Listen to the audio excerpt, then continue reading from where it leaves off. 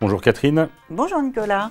Bonjour à tous, nous sommes ici pour vous présenter et vous donner un avant-goût de la Journée nationale de la paye. C'est la 26e édition et elle se tiendra donc au mois de décembre. Un événement à la fois studieux et convivial qui aura lieu en présentiel le 10 et 11 décembre à l'Intercontinental Opéra, un lieu prestigieux, et en classe à distance le 13, 17 et 19 décembre dans un studio professionnel.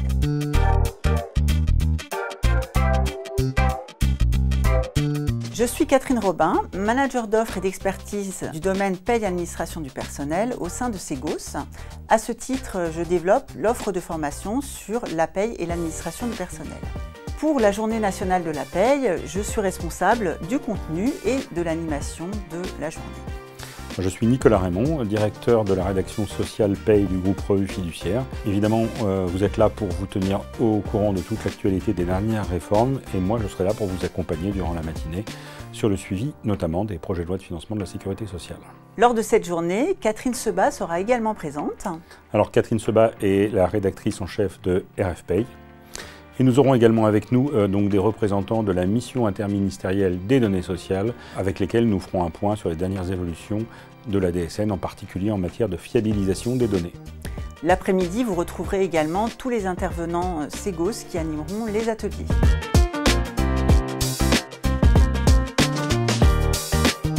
Comme chaque année, l'objectif de la Journée nationale de la paye est de faire le point sur les actualités des derniers mois, mais également de se projeter sur les évolutions à venir, et tout particulièrement celles que vous allez devoir mettre en œuvre dès le mois de janvier avec les nouveaux paramétrages issus des lois de budget pour l'année 2025. La journée est organisée en deux temps. Une première partie le matin avec des conférences entremêlées de questions-réponses et l'après-midi avec des ateliers en plus petits groupes.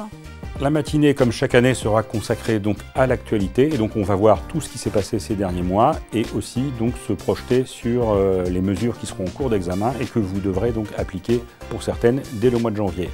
Donc au menu, alors notamment je vais vous citer les thèmes les plus importants, on va revenir sur les dernières mesures en matière de partage de la valeur, bien entendu sur la fameuse question des droits à congés payés acquis pendant les arrêts de travail pour maladie ou pour accident. Il y aura également donc sans doute la réforme des allègements de charges, puisqu'on sait que ça devrait être maintenant au menu de la loi de financement de la sécurité sociale. Il faudra sans doute changer nos pratiques dès le mois de janvier.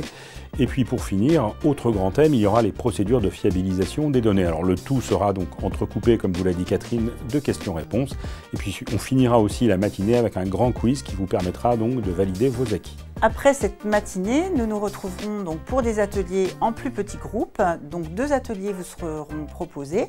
Un atelier sur les congés payés. Comme vous l'a dit Nicolas, on en parlera le matin, mais l'après-midi, on pourra voir des cas pratiques directement transposables dans vos entreprises.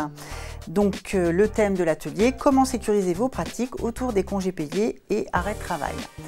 Et le deuxième atelier sur le calcul des indemnités journalières, un sujet toujours complexe dans les entreprises, surtout avec la subrogation. Pour les participants en présentiel, entre la matinée et les ateliers de l'après-midi, un déjeuner à table est servi, l'occasion pour vous de partager entre pairs et de développer votre réseau professionnel.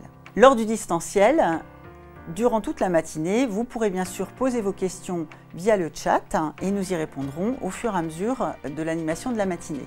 Pour l'après-midi en distanciel, vous serez en petit groupe avec votre formateur, l'occasion d'ouvrir votre caméra cette fois et d'échanger directement avec lui sur les différentes thématiques qui seront abordées lors de ces ateliers. N'hésitez pas à poser vos questions.